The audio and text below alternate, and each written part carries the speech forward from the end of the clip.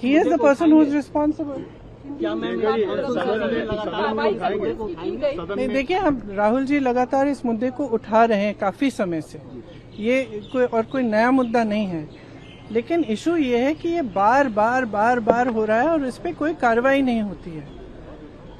मुझे याद है जब मैं यूपी में काम कर रही थी तो जो पेपर लीक हो रहे थे वो एक दो जो एकदम जो नीचे वाले अधिकारी हैं उनको आपने अरेस्ट कर लिया या 2 दिनों के लिए रख लिया थाने में, उसके बाद बात वहीं पे रुक जाती है। किसी पर कार्रवाई नहीं हुई है, किसी पर कोई ठोस कार्रवाई नहीं हुई है। अब ये मुद्दा इतना ज्वलंत इसलिए है क्योंकि देश के युवा हैं ये, और ये समझ रहे हैं कि हमारे फ्यूचर, हमारे भविष्य के लिए क्या है।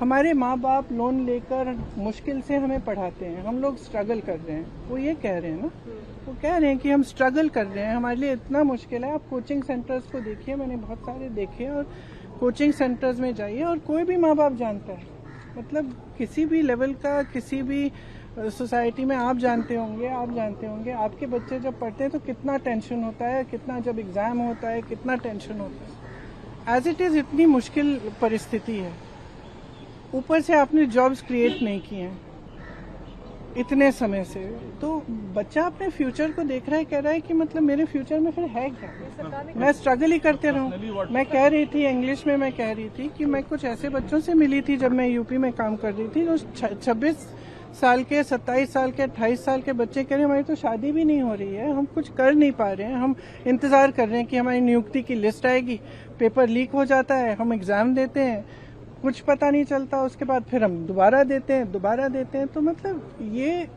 एक बहुत ही जेन्युइन प्रॉब्लम है और इसको हल्के में कोई नहीं ले सकता। ये एक बहुत जेन्युइन प्रॉब्लम है। आज युवा बहुत ही दुखी है एक्चुअली। ये जो आप नाराजगी देख रहे हैं ये एक्चुअली दुख है कि हमारे फ्यूचर, हमारे भविष्य के बारे में कौन सोच रहा है। और इनकी सिंपल सी चीज है, आप प्रधानमंत्री हैं, आपकी जिम्मेदारी है, ये युवा हैं, हम सब इस सदन में रोज आते हैं, आप ना तो यहाँ पे आप चर्चा करना चाहते हैं, ना ऑपोजिशन को आप पॉइंट उठाने देते हैं, आप डिस्कस नहीं करना चाह रहे हैं। ये सदन है किसका? ये उन्हीं युवाओं का है ना जिसको आप रोक रहे हैं बाहर, जिन पर आप लाठीचार्ज कर रहे हैं, जिन पर आप आंसू गैस चला रहे हैं। ये तो मतलब ये सदन ही उनका है, हम सब यहाँ हैं, किसने हमें यहाँ रखा है? उन्होंने ये रखा है। तो उनकी बात तो सुन ले, उनकी बात तो सुन ले। Prime minister Modi anti youth है, बिल्कुल एंटी यूथ है।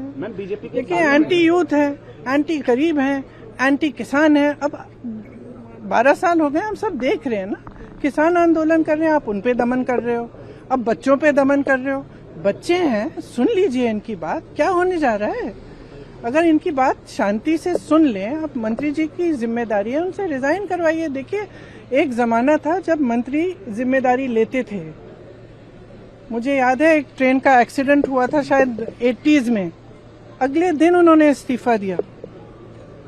जो मंत्री रिस्पॉन्सिबल थे, जो उसके समय के रेल मंत्री थे, तो इस्तीफा दीजिए, जिम्मेदारी लीजिए, और सबसे जरूरी तो यह है कि सिस्टम को दुरुस्त करिए।